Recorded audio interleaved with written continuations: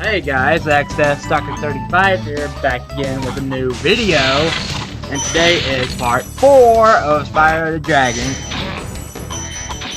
Okay, last time we did doing the first half of Town Square because that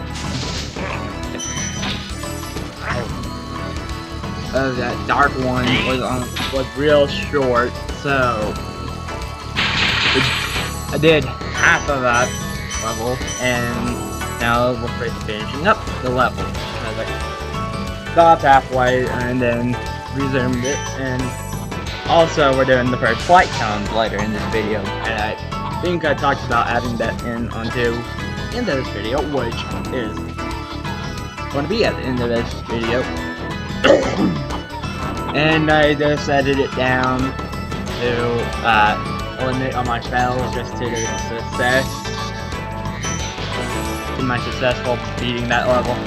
I believe that will be what I'll be doing for the flight levels, and maybe when we get to Spyro 2, excuse me, and 3, that's what I'll do for the speedways as well. So there's that. And oh yeah, I believe I was going to talk about my favorite Spyro games all together in this video. Okay, let's get about how the Spyro games for the Game Boy Advance, PlayStation 2, Xbox, the original Xbox, and GameCube, and of course the 6th entry into the main original series, of course that being on the Nintendo DS, Shadow Legacy. The one game out of the main series I've never played. Okay, starting things off with Spyro, the first 3 Spyro games, which are held near and dear to not just the bottom of my heart with complete joy and whatnot, but also too about all the gamers out there that was growing up in the 90s or early 2000s. Let's be honest, some of them have actually played PlayStation 1, of course PlayStation 2, and well, of course, the reason why these 3 are cherished so much by gamers is, well, 1, they were developed by Insomniac, 2, they're unlike later versions. This one didn't have like long loading time, like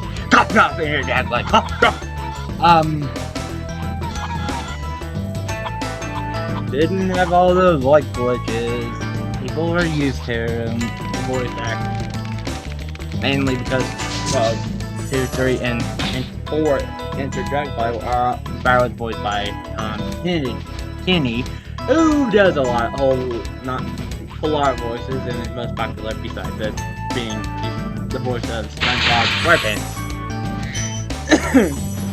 So, and plus, the third thing is about the majority of gamers don't like the ones that came after because, well, came on PlayStation 2, Game Boy Advance, DS, the original Xbox Thank you for releasing Xbox me. One, the new console, the original Xbox, and GameCube, and yeah. Main reason is because Spyro, did you they see weren't a man developed by dressed in blue Insomniac. running around here? He's a thief, and he's Absolutely stolen a agree, dragon but I egg. You've personally got like to track him Enter the down Dragonfly. and get that egg. Run! Spyro Season of Ice, I'm getting a little winded.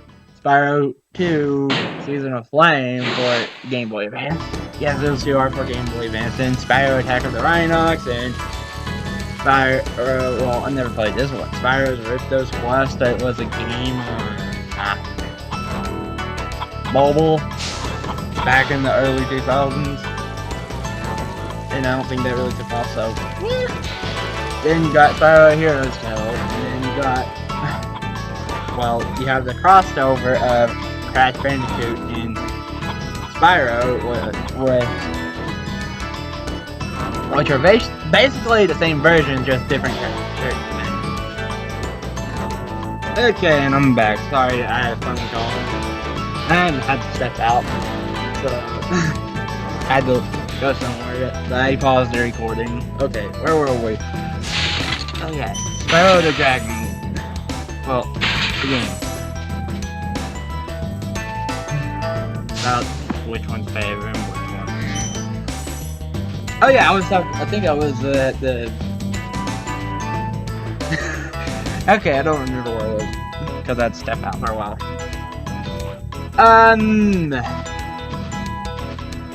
Oh yeah, now I think I was talking about PlayStation 2, the non-PlayStation 1 games that were the newer consoles. PlayStation 2, GameCube, Xbox, Game Boy Advance, and later on it was DS. And the games that, well, I personally like Spyro and Dragonflight. I like the Spyro games that were on the Game Boy Advance. I actually owned all of them. Except for the Legend of Spyro series that was on the Game Boy Advance.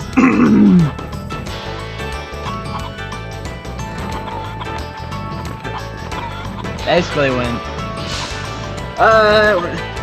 I would own Spyro on PlayStation. Well, I own the 3 games on PlayStation 1, but the Let's Play I'm doing is on the PS1 classics on PS3. Although yes, I do have 3 discs of Spyro the Dragon, Spyro 2 if those Rage, and Spyro Your Dragon, but well, the discs do work, just that the audio on them doesn't. They're scratched it up beyond and whatnot, and okay. Spyro Enter the Dragonfly. Okay. They're actually known as Spyro 4 Enter the Dragonfly, or Spyro 4. Not even though fans don't believe the original 3 don't tend to not accept Spyro Enter the Dragonfly as 4, Spyro Heroes Tale 5, Spyro 5, and Shadow Legacy as Spyro 6. Which I don't consider Shadow Legacy Spyro 6 either. But because the main reason of course is because it's not by Insomniac Games. Then when it came to the PlayStation 2, they both Insomniac Games and Naughty Dog left the Spyro and Crash Bandicoot IPs with Universal, which would later become Activision. Universal Interactive Studios, which was actually Activision. Well, it merged with Activision thing on there back in the day. The video and then whatnot. If you ask me, yeah, Sony should have just straight up back then bought the rights to Spyro and Crash. So that way we wouldn't have to worry about Skylander or Legend of Spyro. Yeah. Number 1 movie. Well, plus Enter the Dragonfly is the most low reviewed besides Spyro Orange when it comes to the review scores. The main reason is actually, well, first off, Spyro Enter the Dragonfly is an incomplete game. Yes, that is legit. It was supposed to have 120 Dragonflies.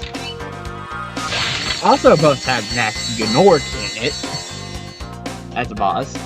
Also was supposed to have like 9 homeworlds, or no, 25 homeworlds. 29 and 25 homeworlds. And was supposed to have, well, it did sort of delay in the graphics department, but was supposed to have run at 60 frames per second on the PlayStation 2, GameCube, and Xbox. Not have really. I don't think it was supposed to have loading screen, but it was supposed to have short loading times. But Universal wanted to. Well, I think by then it was now Universal had merged with Nvidia. Game Universal decided to rush the game out to in order for it to be released on the holiday season of 2002. Yes. And well, the studios that made Enter the Dragonflight, they have not made another game since then.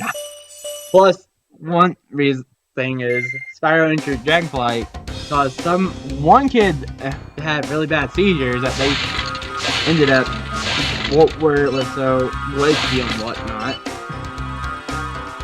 Because the kid to have a seizure become epilepsy, and then his parents sued the two developers, and I think also Universal,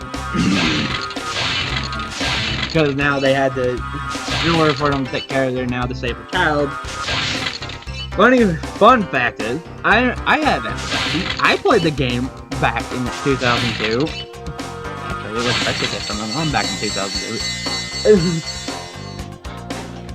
But the one downside is, though, I didn't get a memory card. Every time I was there, I would have to play without memory card, because memory cards for PlayStation 2 were upwards from $25 to about $50. So yeah. Now I'm just everything going. This video will. I think I'll present the rest in the next one.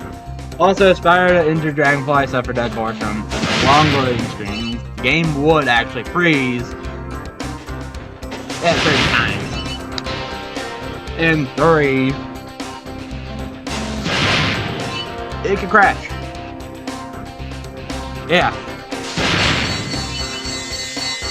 And what's funny is this game came out before patch updates are now a regular business practice in the gaming community. From developers releasing patches that fix bugs and glitches to games. Back then, we didn't have that luxury like we do now. And this video is over. Well, actually, recording section. Next time, we'll talk about the Game Boy Advance games of Spyro, unless a news article comes up. With that being said, leave a comment, like, subscribe if you're new, and enjoy the video. And this has been XS Sucker 35.